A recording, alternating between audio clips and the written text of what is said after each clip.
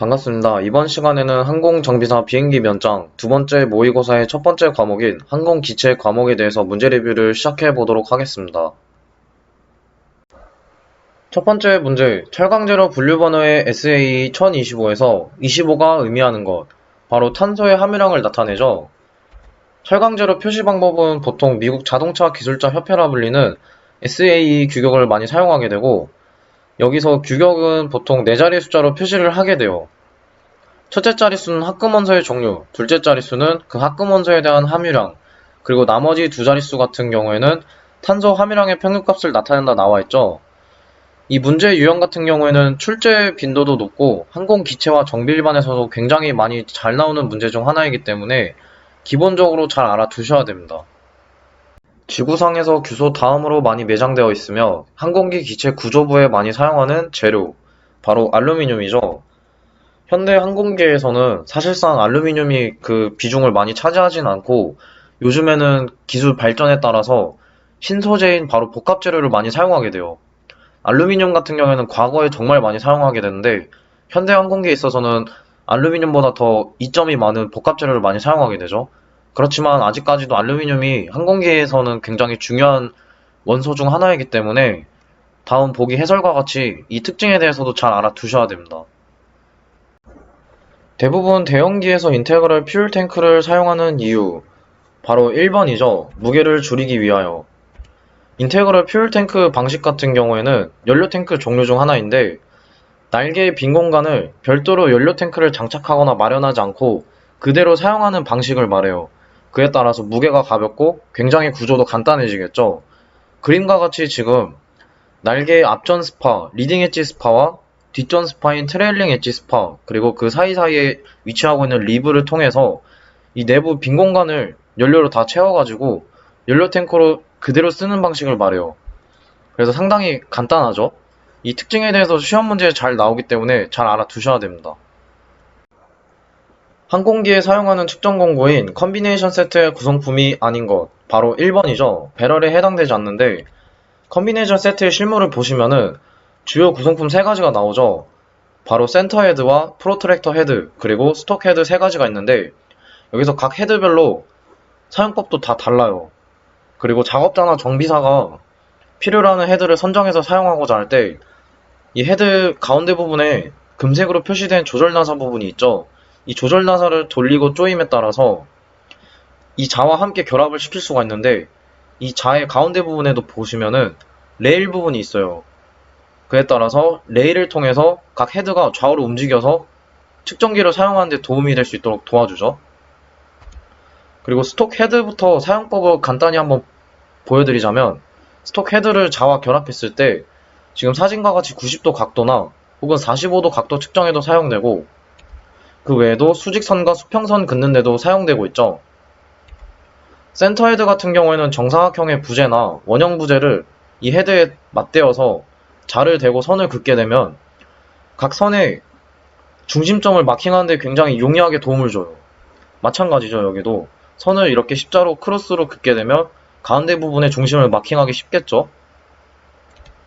마지막으로 프로트랙터 헤드인데 이 프로트랙터 헤드 같은 경우에는 자와 결합한 뒤에 달려있는 두 개의 조절 나사를 조이고 풀에 따라서 본인이 원하는 각도를 맞출 수가 있어요. 뭐 45도나 90도 원하는 각도로 세팅을 한 다음에 세팅된 그 값에 해당 부재에 대고 자를 대서 선을 그으면 그 각도에 알맞는 선들이 그어질 수 있겠죠. 따라서 각 헤드별로 어떤 사용 용도로 쓰이는지 그리고 구성품이 어떻게 되는지 간단한 기본적인 개념은 알고 계셔야 됩니다. 항공기 조종 케이블 계통에서 케이블 장력을 조절하는 이유로 맞는 것, 바로 4번이죠. 항공기 동체 및 케이블 재료 특성 차이로 인해 온도 변화로 늘어나기 때문이죠. 이 말이 무슨 뜻이냐면 보통 항공기 조종 케이블은 공중이나 지상 간의 온도차로 인해서 케이블 장력이 변하는 특징이 있어요. 예를 들어서 지상에서는 공중보다 상대적으로 온도가 높기 때문에 케이블 장력이 좀 풀어지는 편이죠. 그에 따라서 느슨해지는 경우가 생기는데 반대로 항공기 동체도 생각을 해보셔야 돼요. 왜냐하면 항공기 동체도 금속이기 때문에 그런 높은 온도에서 노출이 되게 되면은 동체가 팽창되죠. 그 팽창되는 힘이 결국 케이블을 잡아당기는 힘이 발생이 돼서 케이블 장력은 좀 세지고, 반대로 공중에서는 동체가 추운 날씨로 인해서 수축되게 되면 케이블 텐션이 느슨해지게 돼요. 케이블만 생각할 게 아니라 항공기 동체 금속도 생각해봐야 된다는 얘기죠. 그에 따라서 비행 전후 점검 시에 항상 텐션 미터를 이용해서 그 특정 점검 주기가 도달했을 때 이 텐션 미터를 통해 케이블 장력을 측정하게 되고, 측정값이 매뉴얼에 지시된 한계치 이내에 미치지 못할 경우에 혹은 지나칠 경우에는 케이블 리깅 작업을 수행하게 돼요. 이때 케이블 리깅이란 바로 케이블 장력을 조절해주는 작업을 말하는데, 그때 쓰이는 것이 바로 턴버클이죠. 실제로 항공기 실물을 보시면 케이블이 지나가는 곳의 중간에 턴버클이 장착되어 있어요. 이 턴버클을 통해서 턴버클 가운데 부분에 이 어두운 부분이 바로 배럴인데, 배럴을 조이고 풀고에 따라서 양쪽의 케이블의 장력을 조절할 수가 있어요. 그리고 그 턴버클은 그 조절 작업이 끝나게 되면 더 이상 풀리지 않게끔 딱 고정할 수 있게끔 세이프티 와이어 혹은 락앤클립이라는 안전 고정 작업을 수행하게 되죠. 지금 현재 사진에 나와 있는 부분은 세이프티 와이어 중에서도 곡선식에 해당이 되죠. 이 턴버클에 대한 사항도 기본적으로 잘 알아두세요. 항공 구조물에 작용하는 내력, 하중의 종류가 아닌 것, 바로 1번이죠. 항공기에 작용하는 하중은 크게 5가지로 분류할 수가 있는데, 가장 먼저 양쪽에서 잡아당기는 힘인 인장력과 그 반대로 양쪽에서 누르는 압축력, 그리고 비틀림력, 그 외에도 양쪽에서 잡아당겼을 때 가운데에 있는 이 부재가 끊어지려는 힘인 전단력, 그리고 마지막으로 굽힘력이 있는데, 굽힘력 같은 경우에는 컨비네이션 스트레스라 써있죠. 바로 두 가지의 응력이 결합되는 컨비네이션, 즉 복합응력이 작용되기 때문이에요. 양쪽에서 굽혔을 때 안쪽에서는 압축력이 작용되고 바깥쪽에서 인장력이 작용돼서 가장 바깥쪽 부분부터 찢어지기 시작하죠. 이러한 하중 종류와 기본적인 개념에 대해서도 잘 알아두셔야 됩니다. 여객용 항공기의 연료는 대부분 주 날개에 저장되며 주 날개의 동체 가까운 부분에 들어있는 연료부터 사용하기 시작하여 날개 끝부분에 들어있는 연료는 마지막으로 사용하게 되는데, 그 이유는 정답은 4번이죠. 동체와 날개 접합부 양력에 의한 굽힘 모멘트를 연료를 사용함으로써 상쇄시키기 위해서죠. 해설 내용도 지금 보시면은 양쪽에 있는 주 날개에는 양력이 발생됨에 따라서 밑에서 위로 떠받드는 힘인 굽힘력이 작용하게 되는데, 그때 그곳에 윙팁에 연료를 넣어두게 되면 그 연료의 중량감에 의해서 주 날개에 휘는 힘을 완화시킬 수 있다 나오죠. 그림도 한번 보시면은 지금 보잉 787 드림라이너 항공기인데, 이 항공기 같은 경우에는 대부분의 재질이 CFRP로 이루어져 있어요. 탄소 강화 섬유 플라스틱 재질이라 해서 기존의 알루미늄 재질보다 상당히 뛰어난 경량화 특성과 강도와 강성이 우수한 특징이 있죠. 그런 항공기가 양력 발생에 따라서 날개가 굽힘력이 작용하게 되면 최대 26피트까지 상승하게 되는데, 이러한 굽힘력이 오랫동안 작용하면 접합 부분에 있어서 상당히 안 좋겠죠. 왜냐하면 이 부분에 계속해서 하중이 가해지고 응력이 쌓이면 결국에 한계치를 초과해서 균열이 발생될 수가 있어요. 그러면 가망성에 영향을 미치겠죠. 그런 현상을 방지하기 위해서 동체에 가까운 부분에 있는 연료부터 사용해서 점차 윙팁에 있는 연료를 쓰는 것, 그 이유가 바로 이런 굽힘 모멘트에 의한 굽힘력을 완화시키기 위해서. 이 내용도 항공 기체에서 자주 나오는 문제이기 때문에 잘 알아두셔야 됩니다. 항공기 타이어의 저장 방법으로 맞는 것. 1번도 사실 틀린 말은 아니긴 한데 그래도 가장 근접한 답이 4번이죠. 여기서 비니나 선반 위에 수평으로 보관한다 나와 있는데, 타이어는 보통 수평으로 보관하는 걸 추천하지 않아요. 왜냐하면은 수평으로 보관했을 때 그 중력에 의해서 눌림에 따라서 타이어를 수평으로 쌓아서 보관했을 경우에 변형이 생길 수가 있기 때문에 추천하지 않는 방법이죠. 그리고 타이어 렉에 보관한다 나와 있는데, 여기서 렉은 타이어를 운반하는 일종의 카트 같은 거라 보시면 돼요. 그래서 틀렸죠. 따라서 타이어 같은 경우에는 시원하고 건조하며 상당히 어둡고 공기 흐름이나 불순물로부터 격리된 곳이 좋다 나오죠. 사진에도 지금 나와 있는데 가장 왼쪽이 타이어 렉이에요. 타이어를 운반하는 데 쓰는 일종의 카트 같은 부분이고, 그리고 지금 타이어 보관하는 데 있어서 사실상 이렇게 수평으로 보관하는 것을 권고하진 않죠. 이렇게 수직으로 세워서 보관하는 것이 가장 이상적이에요. 그리고 가장 오른쪽에 있는 사진은 타이어가 오존에 오랫동안 노출됐을 때 경화된 모습인데 지금 상당히 표면에 갈라짐이 많이 발생됐죠. 이러한 타이어는 안정성 저해 요소 중에도 하나이고 또한 항공기에 있어서 접지력 제공도 많이 어렵겠죠. 이러한 타이어는 상당히 위험하기 때문에 교체를 해야 돼요. 그리고 보관했을 때도 가장 이상적인 부분에 잘 보관을 해야겠죠. 이 내용에 대해서도 시험 문제에 잘 출제되기 때문에 잘 알아두셔야 됩니다. 아크릴 수지로 제작된 객실의 윈도우에 대한 설명으로 틀린 것. 정답은 2번이죠. 전기를 통해서 방빙, 제빙을 할 수 있으므로 승객에게 좋은 시야를 제공한다. 오히려 이 답안은 조종실 윈드실드에 해당이 되겠죠. 왜냐하면 조종실 윈드실드는 조종사분들의 시야 확보하는 데 있어서 굉장히 중요한 부분이기 때문에 강화 유리 사이에 방빙을 위한 전열선이 장착되어 있어요. 그에 따라서 전기적인 전원이 공급되면 그 윈드실드에 결빙이 발생되는 것을 방지해주는 방빙 역할을 해주죠. 나머지 보기들은 다 맞는 말들이죠. 아크릴 수지에 대한 특징도 하나씩 살펴보자면 유리에 비해 비중이 약 2분의 1 정도로 가볍기로 알려져 있고 금이 가더라도 유리만큼 파괴가 급히 진행되지 않는다는 장점이 있죠. 그리고 유리보다 딱딱하지 않고 표면에 흠집이 생기기 쉬운 특징이 있고 그 외에도 표면에 크레이징이라 불리는 미세한 균열 현상이 있어요. 여기서 크레이징 같은 경우에는 용재나 용재의 증기, 즉 화학 용품에 의해서 접착을 했을 때 발생될 수가 있는데 외부적인 환경 요소에 의해서 발생된다는 거죠.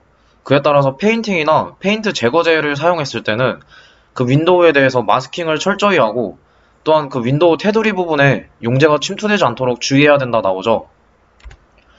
왼쪽 사진이 지금 객실 윈도우에 대한 구성도인데 지금 보시면은 이 유리 사이에 이너실이 하나 장착되어 있죠. 여기서 이너실이 있는 이유는 객실 내부에 여합 장치가 작동됨에 따라서 여합이 새어나가지 않도록 밀폐제 역할을 하게 돼요.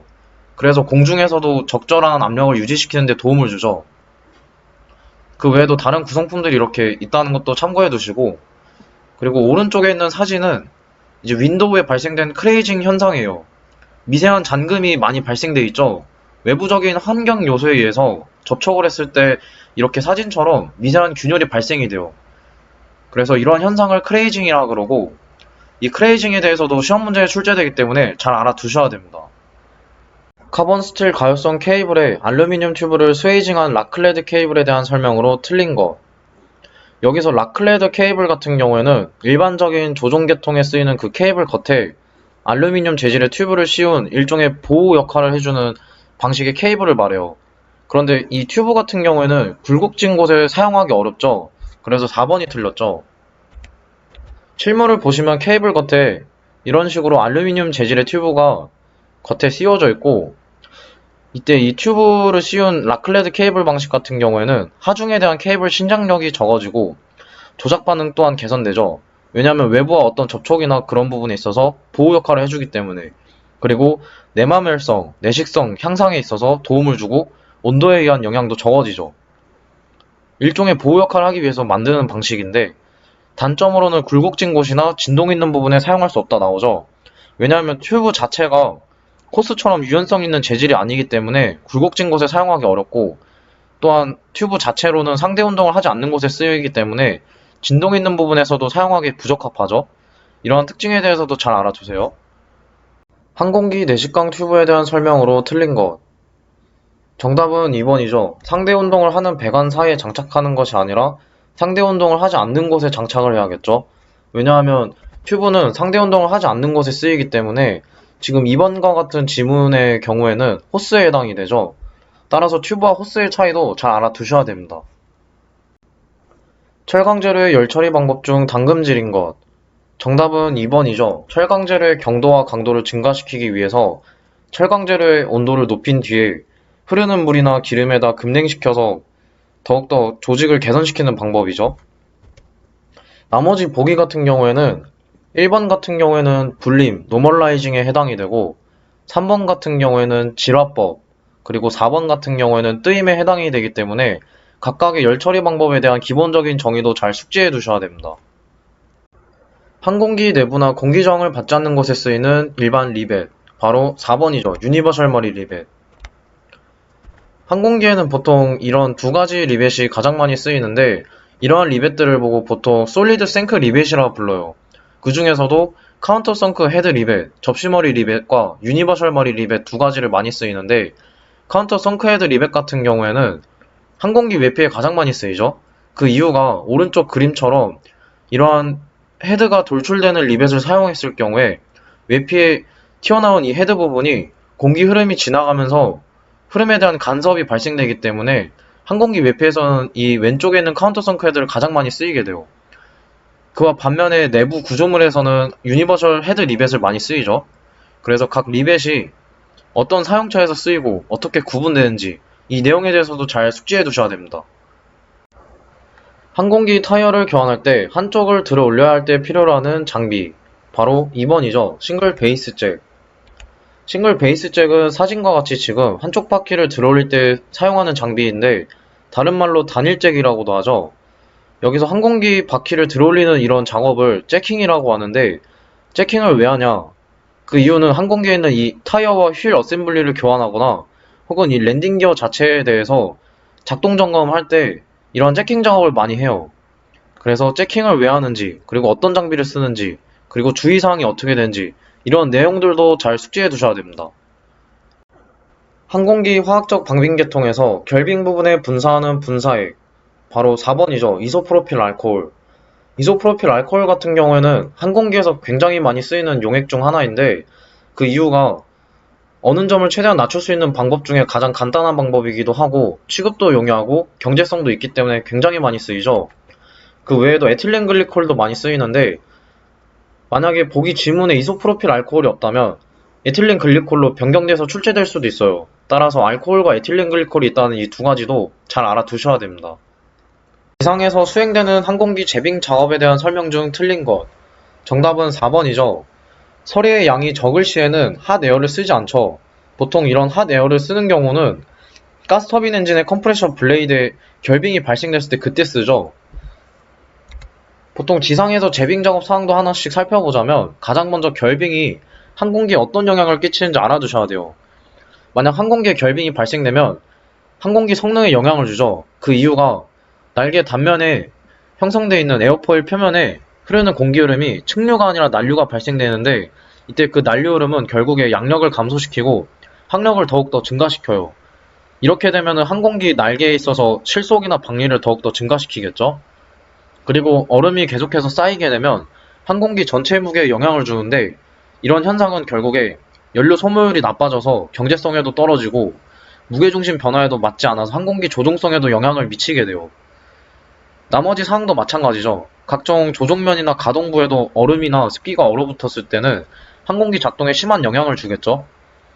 그 다음 사항으로는 서리 제거 사항이 있는데, 서리 같은 경우에는 항공기를 따뜻한 경납고, 행거나 혹은 서리 제거제 또는 제빙액을 사용해서 제거하러 나오죠. 이때 사용하는 제빙액은 에틸렌 글리콜과 이소프로필 알코올을 사용하고 최소 비행 2시간 전에 수행해야 된다 나오죠.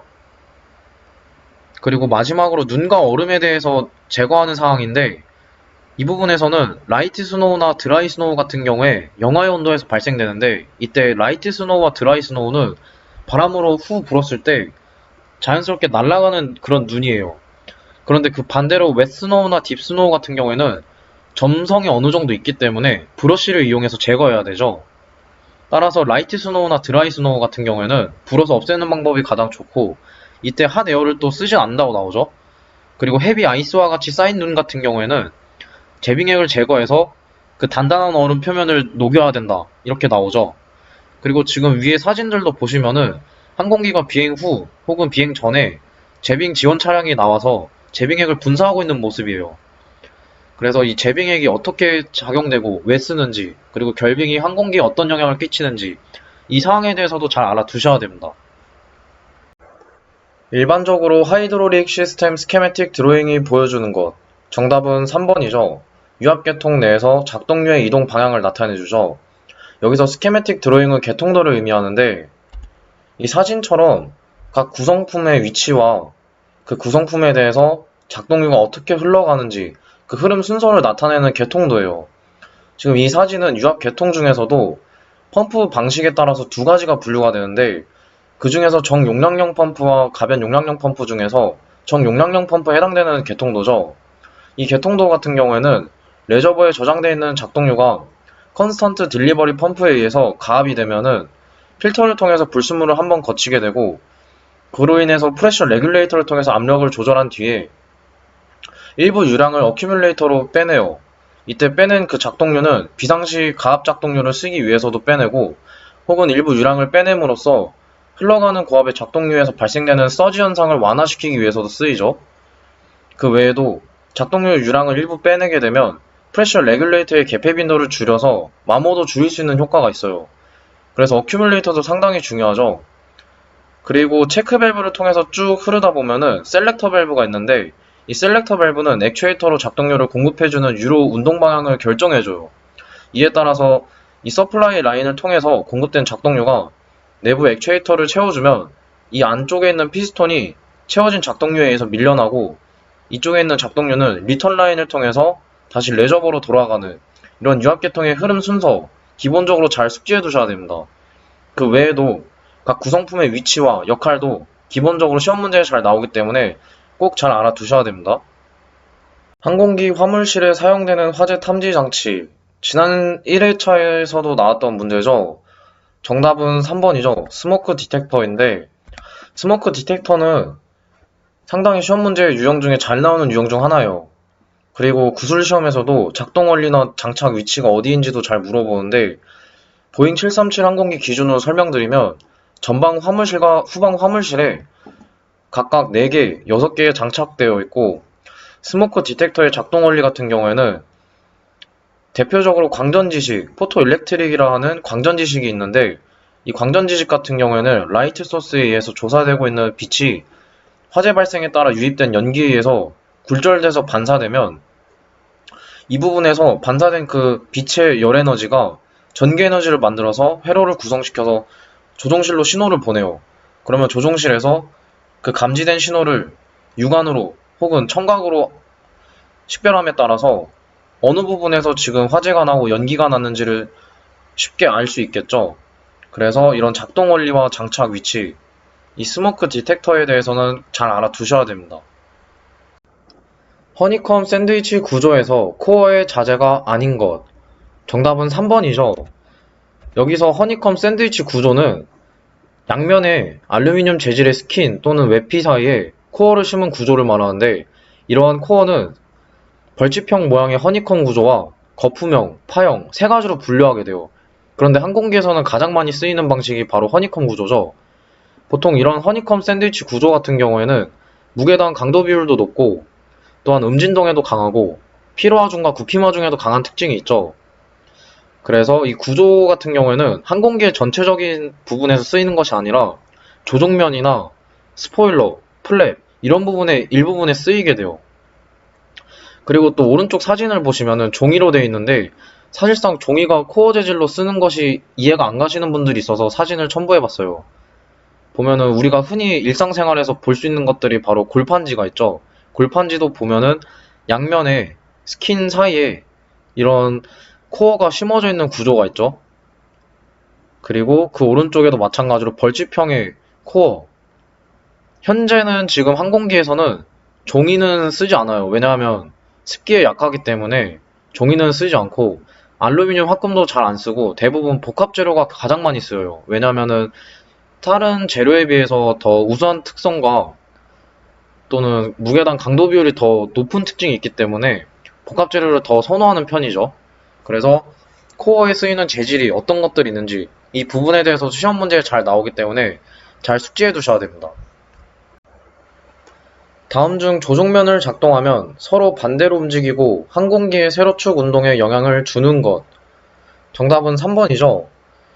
1번 같은 경우에는 수평 안정판에 부착되는 1차 조종면인데, 승강타 같은 경우에는 가로축 중심으로 피칭 모멘트, 키너리 모멘트를 발생시키는 조종면이고, 방향타 같은 경우에는 수직 안정판에 부착되는 조종면으로서 수직축 중심으로 요잉 모멘트를 발생시키죠.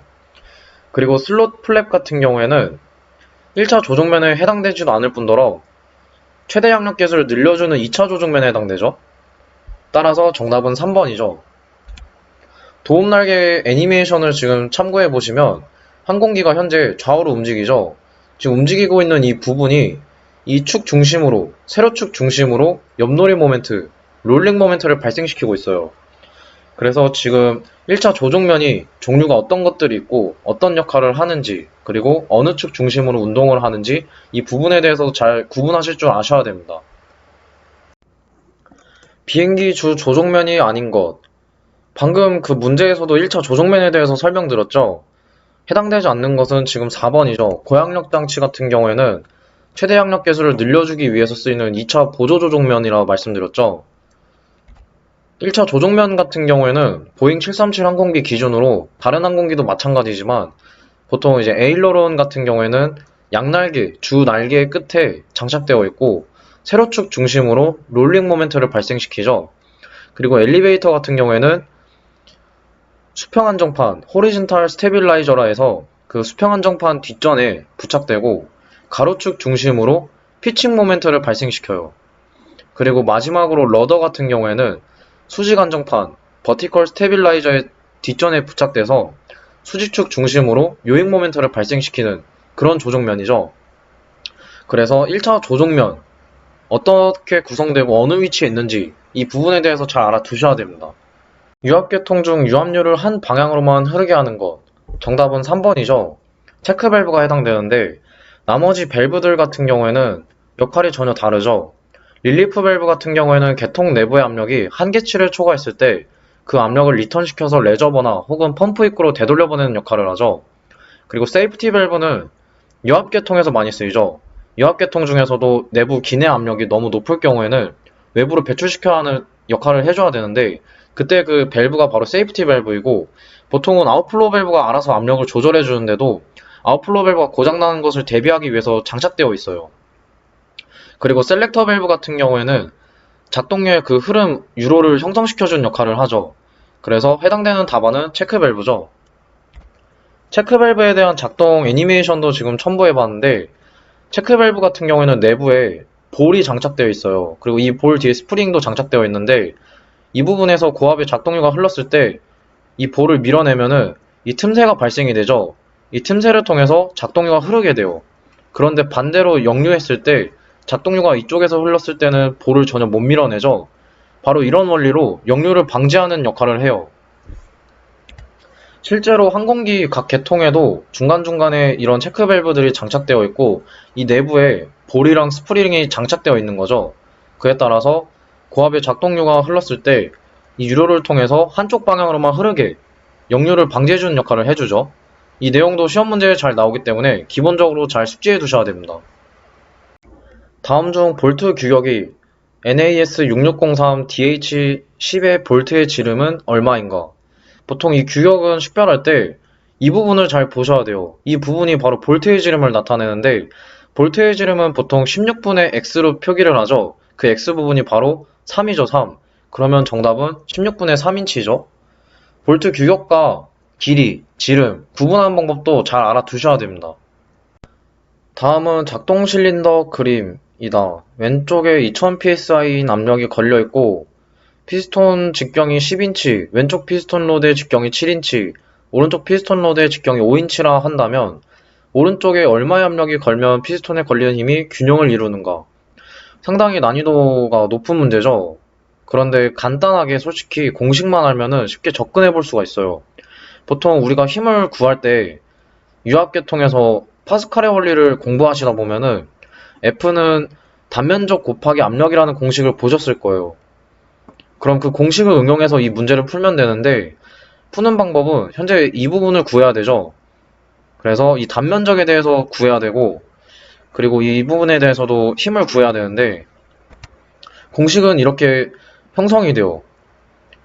이제 우리가 구해야 할 압력을 x로 두고 이 단면적 부분 있죠? 10인치와 5인치 4분의 파이 r 제곱을 해서 이 단면적을 뺀 값과 그리고 왼쪽에는 이 단면적의 값 그리고 압력은 제시되어 있죠.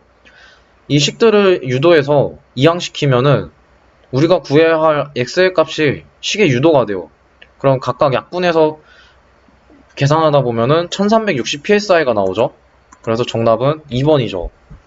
이 문제도 공식을 잘 아셔야 응용이 가능하기 때문에 힘은 단면적 곱하기 압력이다라는 그 공식도 잘 알아두셔야 됩니다.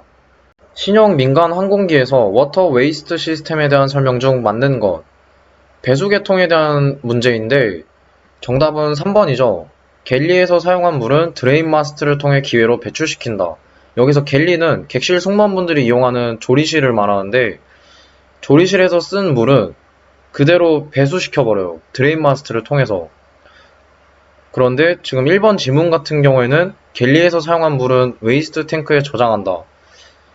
틀렸죠? 저장 안 하고 배수시킨다 그랬죠? 그리고 화장실에서 사용한 물은 드레인 마스트를 통해 기회로 배출시킨다. 이렇게 되면 좀 그렇죠? 환경적인 부분에서도 그렇고 좀 매우 쉽지 않은 상황이죠? 이런 상황은. 그리고 갤리와 화장실에서 사용한 물은 모두 웨이스트 탱크로 저장한다. 마찬가지로 갤리에서 쓴 물은 모두 배수시키고 화장실에서 쓴 오수, 더러운 물들은 별도의 저장 탱크를 통해서 저장하는 게 맞죠. 그래서 해당되는 답안은 3번이죠. 해설에도 마찬가지로 갤리에서 사용한 물은 드레인 마스트를 통해서 배출시키고 화장실에서 사용한 오수는 별도의 저장 탱크를 통해서 저장하고 이 내용에 대해서도 시험 문제에 자주 나오는 유형 중 하나이고 또 드레인 마스트도 시험 문제에 잘 나오는데 드레인 마스트 같은 경우에는 방빙을 어떻게 하는지 물어봐요. 보통 드레인 마스트는 방빙할 때 전열선을 이용해서 방빙하는데 이때 지상과 공중에서 그 전열선의 온도도 달라요. 왜냐하면 공중이 더 차갑기 때문에 공중에선 더 고전압으로 가열시키겠죠.